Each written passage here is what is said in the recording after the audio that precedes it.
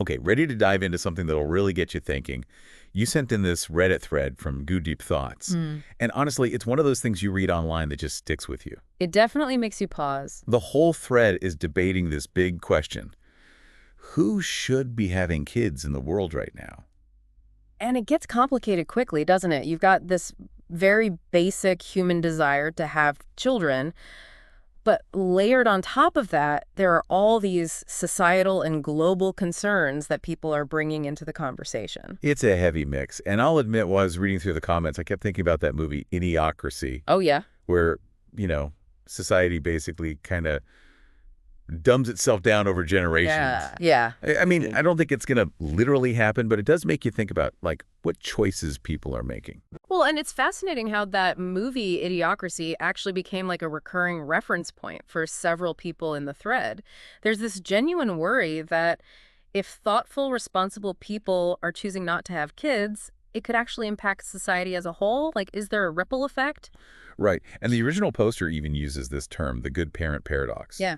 They were talking about how everyone they know who seems like they would be amazing parents are choosing to be child-free. They even specifically mentioned their own aunts who are fantastic with kids but have decided they don't want to have their own. It's like, what's driving those decisions? Is it personal choice or is there something bigger going on? Well, the original poster themselves brought up a ton of anxiety about the state of the world right now. Like, they mentioned being able to afford a house, the rising cost of living, the general, uncertainty about the future. It's a lot. And those financial anxieties, you can really see them echoed in a lot of the comments. It almost feels like this shared sentiment of how can I bring a child into a world that feels this unstable? Or even just, can I afford to raise a child right now? Yeah. It's not just about money, though, is it? Yeah. A lot of the comments were touching on this almost ethical dilemma. Like, is it even responsible to have children with everything going on in the world? Mm-hmm. Climate change, political instability, all of it. That's where the sense of responsibility gets really interesting, I think. Are people being overly cautious, or are they actually showing a deeper awareness of what future generations are going to face? I'm not sure there's a clear answer. It ties back into the idiocracy thing, too, right? Like, Yeah. are we overthinking it, or is there something to this idea of, choices having an actual societal impact? Right. And then one commenter, they actually pushed back on this whole idea that having biological children is the only way to kind of nurture the next generation. Oh, interesting. They argued that being a positive influence, whether you're a teacher, a mentor, just a decent human being, that can have just as much impact. That's a good point. It's not just about creating more humans, but what are we doing for the ones who are already here? Exactly. It broadens the whole conversation. It becomes less about should I have kids or not, and more like how can I contribute positively to the world. There are a lot of options. And you know what makes this whole discussion so relatable? The personal stories that people shared, there was everything.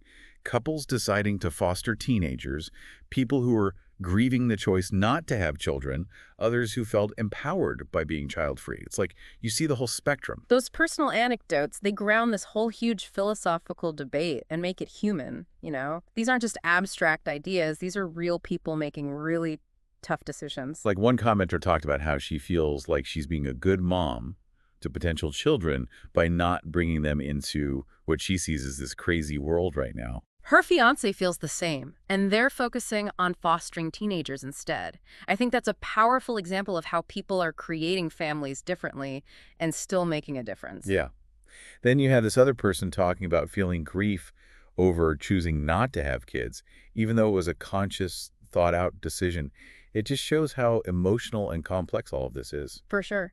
And then on the other side, you've got people who feel like being child-free allows them to focus on their own growth and development. Like they can become better versions of themselves, which ultimately helps everyone around them. I thought that was such an interesting take. It's like instead of focusing on what you're not doing, you're looking at how you are making a positive impact. It's a shift in perspective. Instead of who should be having kids, maybe it's what kind of world do we want and how can we each help create that? Okay, that's a great point. That's a really good point. And I think that sets us up perfectly for the next part of our deep dive. As we go deeper into this Reddit thread, this theme of responsibility just keeps coming up. A lot of the commenters are wrestling with this idea that being aware of all the problems in the world actually makes the decision to have kids that much harder. Like they're carrying the weight of it all. You know? Like maybe they'd be burdening a kid by bringing them into a world that's facing so many challenges. Yeah, exactly. And it brings up the question, is that hesitation conscientiousness? Are they being thoughtful about the kind of world they're bringing a child into? Or is it, as some people were saying, a sort of paralysis? This fear that's stopping them from experiencing the joys of being a parent because they're too focused on all the negatives. It's a tough balance. And I don't know, this one commenter brought up a point that actually sparked quite a debate. They said they'd like to see more people who identify with, left-leaning ideologies having kids. Oh yeah, I remember that one. It almost felt like they were worried about some sort of imbalance in future generations Yeah. if people with those views just opted out of parenthood altogether. Right. But remember, our deep dive isn't about taking sides. We're just exploring the different opinions and experiences that are out there in the source material.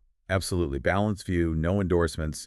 We're here to give you the information and let you decide what you think. Now, this other person brought up a really interesting point about what declining birth rates might mean for, like, capitalist systems. Yeah. They actually suggested that a big drop in population could lead to the collapse of capitalism and other societal structures. Wow, that's a heavy prediction. Yeah.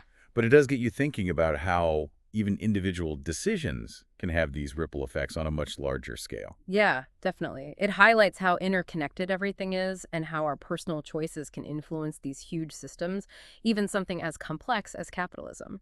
Okay, this next one kind of caught me off guard.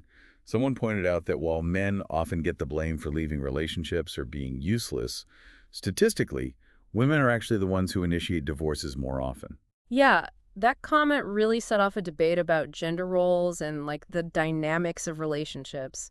It's a reminder that you can't always easily assign blame when relationships break down. There's often a lot more going on than you see at first glance. Right. And it's a good reminder to approach these conversations with some sensitivity and to avoid making those big judgments based on like stereotypes about men and women. Absolutely. Another point that really stood out to me was this emphasis on choosing partners responsibly and really dealing with your own personal trauma before bringing children into the Oh mix. yeah, they were basically saying that if you don't do those things, you risk creating unhealthy relationships and potentially damaging environments for kids to grow up in. It's a powerful message about self-awareness and personal responsibility when you're thinking about family planning. For sure. And then there was this suggestion for women who do want kids, but are worried about the reliability or even availability of male partners. Oh, right. They proposed the idea of co-parenting with a close female friend or a gay male friend. It was all about finding these supportive and stable co-parenting arrangements. I love that idea. It shows how our understanding of family structures is changing. It's not all about the traditional setup anymore. People are getting creative and finding ways to create families that work for them. Totally. It ties back into that idea of alternative ways to parent that we talked about earlier. It's not one size fits all. And there was this really relatable comment from someone who said they actually regretted not having kids. They talked about feeling pressured to focus on their career and financial. It makes you think, right? Even when you make choices that seem logical at the time, you might still have regrets later on. It's a tricky balance between your own dreams and what society expects of you. It really emphasizes the importance of making choices that align with what's truly important to you, not just following some predetermined path. This one was interesting. We had someone who works with children with special needs, and they said that even though they have the skills to be a parent, they've chosen not to have their own kids. That's interesting. You kind of just assume that someone who works with kids would automatically want to be a parent. You do, but it really shows you how personal this whole thing is. It's not just about what you're good at, it's about your desires and your situation. And there were some more optimistic voices in the thread too, which was nice to see. One person argued that life has always been tough, and if you focus only on the bad stuff, it can become like a self-fulfilling prophecy. They were saying that humans have always faced difficulties, and we've found ways to keep going. A more positive outlook can make you more resilient and lead to a more fulfilling life, even when things are hard. Yeah, it's about keeping things in perspective. There are bad things, but there's also good, and there's potential for things to get better. And then we had someone share a really personal, heartbreaking story about their struggle with infertility. Oh yeah, that one was tough to read. They so badly want to have children, but they're facing these medical and emotional obstacles that make it seem impossible. It's a reminder that the path to parenthood isn't always easy. Infertility is something that people don't talk about enough, but it's a very real struggle for many people. You definitely need to be more open about it and more compassionate. Okay, get ready for this one. It's a completely different perspective. Someone actually argued that bringing children into the world is inherently selfish. Well, okay, that's a strong statement. I'm really curious to hear what they said. Their argument was that no one asks to be born, and a lot of people experience suffering in life, so they're questioning whether it's ethical to potentially subject a child to that. It's a philosophy called antinatalism. Antinatalism, I'd never heard of that before. It's a pretty radical idea, but it challenges this idea that parenthood is always a good thing, no matter what. It makes you think about the potential downsides of bringing new life into the world. I can see how that would be a controversial viewpoint, but it's definitely thought-provoking. Now, this next comment made me stop and think. Someone said that you can't actually know if someone would be a good parent until they are a parent. They were saying that having kids changes you as a person, and you can't predict how someone's going to handle it until they're actually in the thick of it. Oh, that's so true. I've Yeah. changed so much since becoming a parent. It's like a whole new level of personal growth. Right. And it's a reminder that you shouldn't judge someone's potential as a parent just based on how they interact with other people's kids or based on some idea of what a good parent should be. It's like assuming someone would be a great chef because they enjoy eating at restaurants. Being the one in the kitchen is a whole other ballgame. Perfect analogy. It's easy to romanticize parenthood and put our own ideas onto other people, but the reality is it's hard and it's often unpredictable. Absolutely. And this next comment brings up something that I think a lot of parents can relate to: parental burnout. Yeah, it's a real thing. This person talked about how the constant demands of modern parenting can lead to exhaustion, stress, and even problems in relationships. It's true. It's like you're expected to do everything perfectly. Be a great parent, have a successful career, be a loving partner, a good friend. It's just not sustainable. This comment really highlights how important self-care is for parents, and it also points to the need for more societal support. We need to acknowledge how demanding parenting is, and it's okay to ask for help. 100%.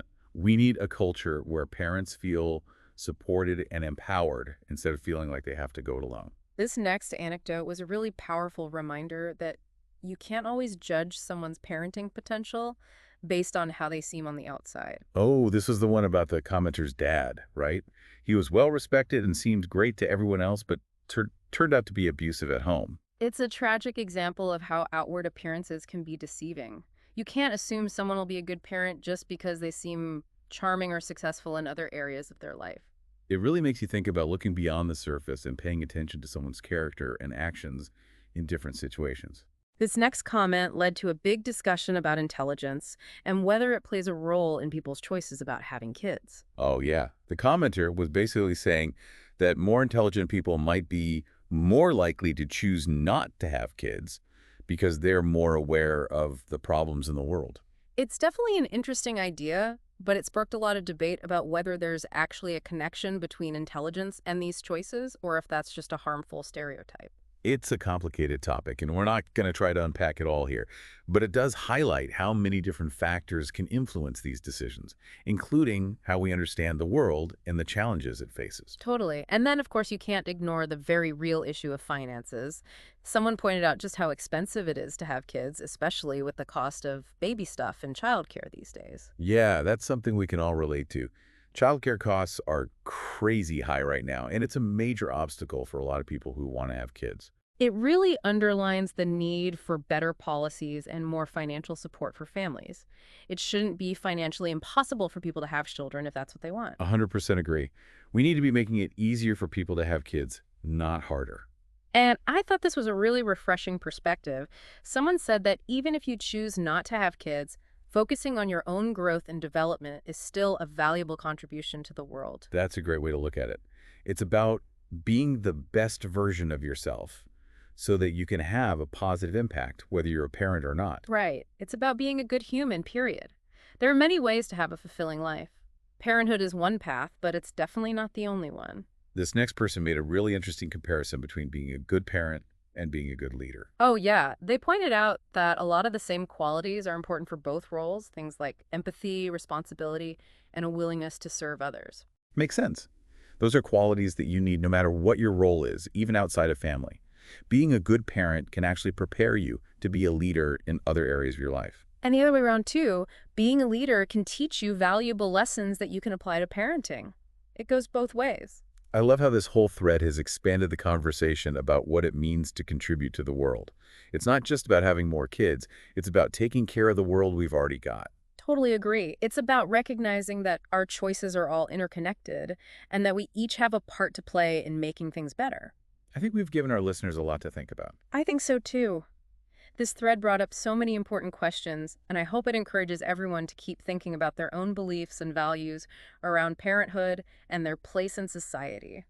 After hearing all these different perspectives, I'm starting to wonder, is there even a right answer to this question? It feels like this whole debate about who should be having kids is so incredibly personal and complicated. You're right. This Reddit thread really shows how much of this comes down to each person's own situation, their values, and even their anxieties about what the future holds. And it's not just about what people want for themselves either. You Yeah. saw people talking about money worries, the environment, even those philosophical ideas like antinatalism. It seems like people are really moving past that traditional idea that having children is just like the next thing you're supposed to do in life. They're actually thinking critically about what it all means. One of the things that really stuck with me was that concept of alternative parenting. Like, Yeah. you don't have to have biological children to still nurture and guide the next generation. That's a really powerful idea. It opens up all these possibilities for how we can make a difference in the world and in the lives of younger people. Exactly.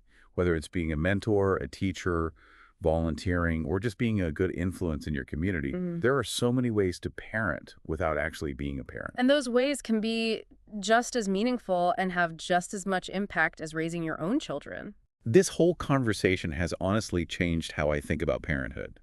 It's made me realize just how much people are considering when they make this decision. It's a good reminder that there's no single right answer. Ultimately, each person needs to decide what feels right for them based on their own life, their values, and what they want to achieve. So where does that leave us? If you were talking to someone who's struggling with this question of whether or not to have kids, what advice would you give them? I think the most important thing is to really encourage them to be honest with themselves and to have those tough conversations, either on their own or with their partner. It's about understanding why they want kids, thinking about the support and resources they have, and recognizing both the challenges and the rewards that come with being a parent. It's also about understanding that there's no one right choice. Whether someone decides to have children, stay child-free, or find other ways to nurture the next generation, we should respect and support their decision. Exactly. There isn't a right or wrong answer here. It's about each person finding a life that feels meaningful and fulfilling to them. This whole deep dive has given me a lot to think about, and I'm sure our listeners are feeling the same way. It's been such a fascinating look at a really complex issue, and I hope it encourages everyone to keep talking about these things, whether it's with their friends, family, or in their communities. And if this deep dive got you thinking, we want to hear from you. Head over to the comments section on our YouTube channel, Shauna Pelage, and let us know your thoughts. And if you're enjoying Voices of the Soul, be sure to like this video and subscribe to the channel for more deep dives like this one. We'll see you next time.